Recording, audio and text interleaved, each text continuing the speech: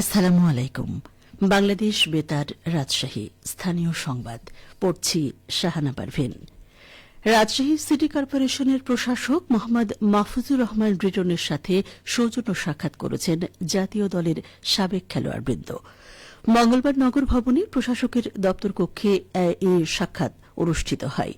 এ সময় খেলাধুলার উন্নয়ন, তরুণ প্রজন্মকে খেলাধুলায় সম্পৃক্ত করা এবং স্থানীয় ক্রীড়াঙ্গনকে আরও গতিশীল করার বিষয়ে পারস্পরিক মতবিনিময় হয়। সৌজন্য সাক্ষাৎকালে বাংলাদেশ জাতীয় ক্রিকেট দলের আম্পায়ার ও প্রশিক্ষক মোহাম্মদ হাবিবুর রহমান, জাতীয় ফুটবল দলের খেলোয়াড় ডাইনা খাতুন, হাসি বেগম, নীলা খাতুন এবং কাবাডি খেলোয়াড় মরিয়ম খাতুন, বর্ণা খাতুন ও বিজুরি খাতুন উপস্থিত ছিলেন। এ সময় রাসিক প্রশাসক নগরীর ক্রীড়াঙ্গনকে উন্নয়নে সকলের সম্মিলিত প্রচেষ্টার উপর গুরুত্বারোপ করেন এবং সাবেক খেলোয়াড়দের অভিজ্ঞতা কাজে লাগিয়ে নতুন প্রজন্মকে এগিয়ে নেওয়ার আহ্বান জানান। সড়ক ও জনপথ অধিদপ্তরের আওতায় বগুড়ায় একটি সড়ক জোন এবং নওগাঁয় একটি সড়ক সার্কেল অফিস গঠন করা হয়েছে। গতকাল সড়ক পরিবহন ও মহাসড়ক বিভাগের সিনিয়র সহকারী সচিব পারভেজ সুলতানা স্বাক্ষরিত এক চিঠিতে এ তথ্য জানানো হয়। চিঠিতে বলা হয়, দপ্তর ভিত্তিক কার্যক্রম সুষ্ঠুভাবে পরিচালনার লক্ষ্যে বগুড়া সড়ক জোন এবং নওগাঁ সড়ক সার্কেল গঠন করা হয়েছে। বগুড়া জোনের আওতায় বগুড়া ছাড়াও জয়পুরহাট, গাইবান্ধা, নওগাঁ ও সিরাজগঞ্জ জেলা অন্তর্ভুক্ত করা হয়েছে। এর আগে নওগাঁ ও সিরাজগঞ্জ জেলা রাজশাহী জোনের আওতায় এবং বগুড়া, জয়পুরহাট ও গাইবান্ধা রংপুর জোনের অধীনে ছিল।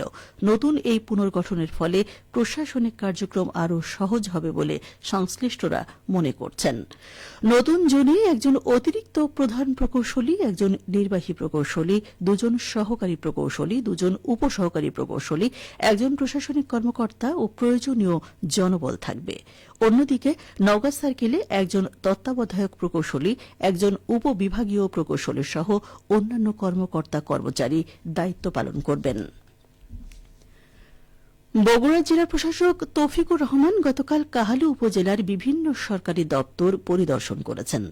এ সময় তিনি উপজেলা ভূমি অফিস, সদর ইউনিয়ন ভূমি অফিস, উপজেলা সদরের মাহমুদা আদর্শ সরকারি প্রাথমিক বিদ্যালয়, একটি কমিউনিটি ক্লিনিক এবং উপজেলা নির্বাহী কর্মকর্তার কার্যালয় পরিদর্শন করেন। এর আগে কাহালু থানা পরিদর্শনকালে জেলা প্রশাসক আইন শৃঙ্খলা পরিস্থিতি নিয়ে পুলিশ কর্মকর্তাদের সঙ্গে মতবিনিময় করেন। এ সময় তিনি জনগণের জানমালের নিরাপত্তা নিশ্চিত করার উপর গুরুত্বারোপ করেন। সিরাজগঞ্জ জেলা পুলিশের ট্রাফিক বিভাগে দায়িত্বরতদের নেক ফ্যান প্রদান করা হয়েছে। গতকাল পুলিশ সুপার কার্যালয়ে জেলা ট্রাফিক ব্যবস্থাপনা কার্যক্রমে নিয়োজিত সদস্যদের কর্মদক্ষতা ও স্বাচ্ছন্দ্য বৃদ্ধির লক্ষ্যে সিরাজগঞ্জের পুলিশ সুপার সাইফুল ইসলাম শান্তু এই ফ্যান বিতরণ করেন। নেক ফ্যান হস্তান্তর অনুষ্ঠানে পেশাগত দায়িত্ব পালনে সর্বোচ্চ পেশাদারিত্ব বজায় রাখার জন্য ট্রাফিক বিভাগের সদস্যদের প্রতি দিক নির্দেশনা প্রদান করেন পুলিশ সুপার। এ সময় অতিরিক্ত পুলিশ সুপার আসাদুজ্জামান ও হাফিজুর রহমান এবং টিআই অ্যাডমিন মোফাক্খারুল ইসলাম মিঠু উপস্থিত ছিলেন। নওগাঁয় বাংলাদেশ স্কাউটস জেলা রোভারের আয়োজনে গ্রুপ সভাপতি কর্মশালা 2026 অনুষ্ঠিত হয়েছে। গতকাল জেলা প্রশাসকের সম্মেলন কক্ষে আয়োজিত অনুষ্ঠানে প্রধান অতিথি ছিলেন জেলা প্রশাসক মোহাম্মদ সাইফুল ইসলাম। নওগাঁ সরকারি কলেজের অধ্যক্ষ ড মোহাম্মদ রেজাউল করিম এতে সভাপতিত্ব করেন। কর্মশালায় রোভারিং কার্যক্রম আরও গতিশীল করতে প্রয়োজনীয় উদ্যোগ গ্রহণের উপর গুরুত্ব আরোপ করা হয়। বগুড়ার ৮ শিক্ষার্থী ভারতের পাঞ্জাবের চণ্ডীগড় বিশ্ববিদ্যালয়ে 50% স্কলারশিপে ভর্তির সুযোগ পেয়েছেন। গতকাল শহরের জলেশ্বরীতলা কালী মন্দির সংলগ্ন একটি রেস্টুরেন্টে আয়োজিত ভর্তি ক্যাম্পেইনে অংশ নিয়ে তারা এই সুযোগ পান। আয়োজকরা জানান, দিনব্যাপী এই ক্যাম্পেইনে উচ্চশিক্ষায় আগ্রহী 1.5 শতাধিক শিক্ষার্থী স্কলারশিপের জন্য আবেদন করেন। সনদপত্র যাচাই ও সরাসরি সাক্ষাৎকার শেষে নির্বাচিত শিক্ষার্থীদের হাতে বৃত্তির কাগজ ও ভর্তির নিশ্চয়তার চিঠি তুলে দেন বিশ্ববিদ্যালয়ের সিনিয়র ব্যবস্থাপক ভাস্কর রায়। ক্যাম্পেইনের প্রথম দিনে 4টি ধাপে সেমিনার ও সাক্ষাৎকার নেওয়া হয়। আয়োজক প্রতিষ্ঠান abroassist.education জানিয়েছে, আজও একই স্থানে দিনব্যাপী এই কার্যক্রম চলবে। আগ্রহী শিক্ষার্থীরা সরাসরি অংশ নিয়ে ভর্তির সুযোগ পেতে পারেন।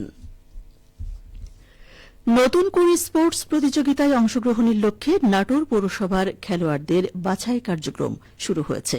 আজ সকালে নাটোর জেলা স্টেডিয়ামে এই কার্যক্রম শুরু হয়। ফুটবল, ক্রিকেট, অ্যাথলেটিক্স, ব্যাডমিন্টন, সাঁতার, দাবা, কাবাডি এবং মার্শাল আর্ট এই 8টি ইভেন্টের প্রতিযোগিতায় অংশগ্রহণের জন্য মোট 134 জন প্রতিযোগী তাদের নাম নিবন্ধন করেছেন। এর মধ্যে 89 জন বালক এবং 45 জন বালিকা। সবশেষে আবহাওয়া। আজ দুপুর 12টায় রাজশাহীতে তাপমাত্রা ছিল 27 ডিগ্রি সেলসিয়াস। এ সময় বাতাসে আপেক্ষিক আর্দ্রতার পরিমাণ ছিল 69%। রাজশাহী পার্শ্ববর্তী এলাকায় আজ সূর্যাস্ত সন্ধ্যে 6:33 সংবাদ শেষ হল। আমাদের পরবর্তী সংবাদ দুপুর 2:05।